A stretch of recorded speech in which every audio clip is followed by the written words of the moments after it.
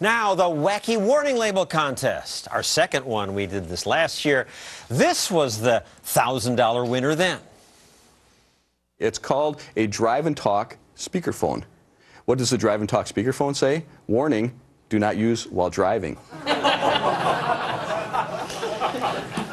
Bob Dorigo Jones is back, and again this year he agreed to let you in the audience here award the $1,000. He began this contest 13 years ago because he was angry about what lawsuits do to America, and you thought a contest might wake people up?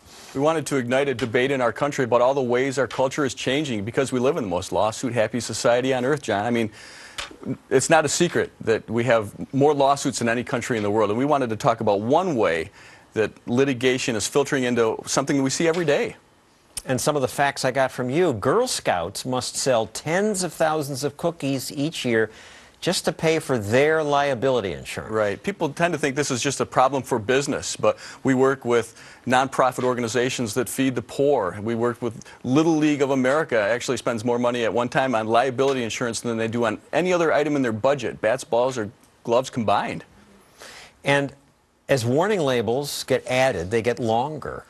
And people say, well, it's good to warn people about this stuff. There are unintended consequences. People don't read them. That's right. The personal injury lawyers who claim that they're helping safety efforts are really hurting that, because as the warning labels become so long and so absurd, people just tune them out. So they miss the warning labels that they really need. Like the drug labels with I don't read them at all. And you should read, like the microwave popcorn. You ought to read it says, don't open like this because it's hot. That's right. And we're not making fun of the manufacturers for putting these warning labels on. What we're doing is highlighting, well, we're highlighting a system that makes them feel like if they don't do this, that they're vulnerable to a lawsuit. And that's the bottom line, is that the lawsuits that drive these types of warning labels wind up costing all the rest of us as consumers more for the things we buy, but also they remove products from the marketplace that we could use. That they don't even introduce them out of fear of the lawyers. Right. And you don't see that happening anywhere else in the world. And if we had the same number of tort lawsuits compared to other countries, we'd save how much?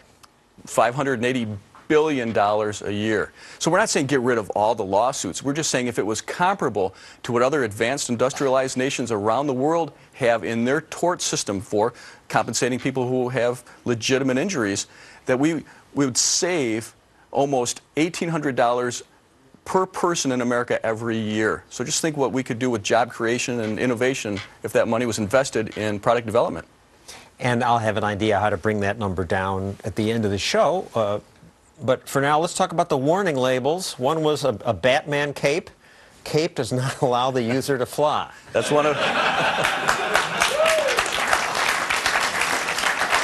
All right, well, let's bring out this year's 5 finalists. There's one. Kid, stop! Don't you know that that's dangerous? No, that's silly. Well, are you a trained professional? No, I'm a kid. Good answer. I mean, I ask him these silly questions because his bicycle has a warning label, and it's a finalist in this because the brochure warns of the dangers of biking and says that the riders seen are experienced experts or professionals. Professionals? They're kids like him. Bob, what are some of the other finalists? How about a common dust mask? This is something you use when you're sanding the wall, maybe. But the warning label says, warning, does not supply oxygen. Of course it doesn't. And, I mean, we called the company, and they said, you know, government rules require us to say that because people think it does. And if they don't put it on there, they could be sued, and they probably would be sued. And with the label, that doesn't necessarily protect them either. They may still get sued.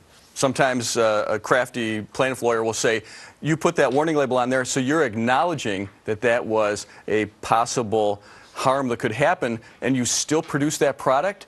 So if you follow their logic to the ultimate conclusion is, we'll no longer have any products that could potentially cause any danger. I mean, that's one of the reasons seesaws have vanished from playgrounds in America, is because the fear of being sued has have a crippling effect on life. Seesaws I don't miss. I mean, vaccines, stuff like that, that's another story.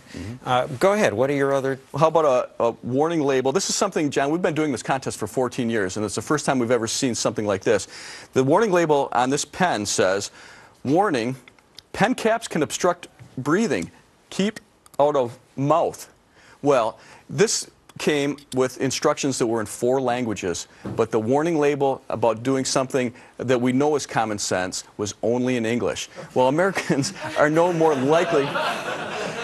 It underscores what we're saying here. No, Americans we don't are no more swallow likely. more pen Right. covers than other people. But the manufacturer knows it won't get sued by, people in Germany or other parts of the world that have the same pen. And this one? Warning label. This is a gun case. It's made to conceal a handgun. And we're not allowed to have a handgun here in the studio, so we put one in. Squirt gun. Yeah, squirt gun. But and the warning says... for gun only, not a functional day planner. Now, I have to say that really seemed dumb to me, but we call the companies and get their replies, and in the case of this one, the company actually said, no, this wasn't because of liability. We sell day planners, and we just were making sure we weren't confusing our customers. So, Bob, I'm throwing this out of the contest. I think you should call the companies before you put this stuff in the contest. And that's fine. We do this to acknowledge that litigation is so bad that that's why you see most of these warning labels. So we're down to 4. Here's the last one. It's over here. It's this hot tub. You notice there's no water in the hot tub. I would have put water in here, but then I saw the label which says, warning, prevent drowning. Now, prevent child drowning. Why would a company put a stupid label like that on a hot tub, Bob? Because they know if they don't, the lawyer will say, you failed to warn us. All of these lawsuits that drive wacky warning labels are there because the lawyer claims you failed to warn us. Even if it's common sense, even if everybody knows that still will drive a lawsuit that could force somebody into years of litigation and hundreds of thousands of dollars in legal bills. All right, thank you, Bob. Coming up, the audience votes. You have our contestants here. The wackiest warning label. The winner gets $1,000. Who will that be?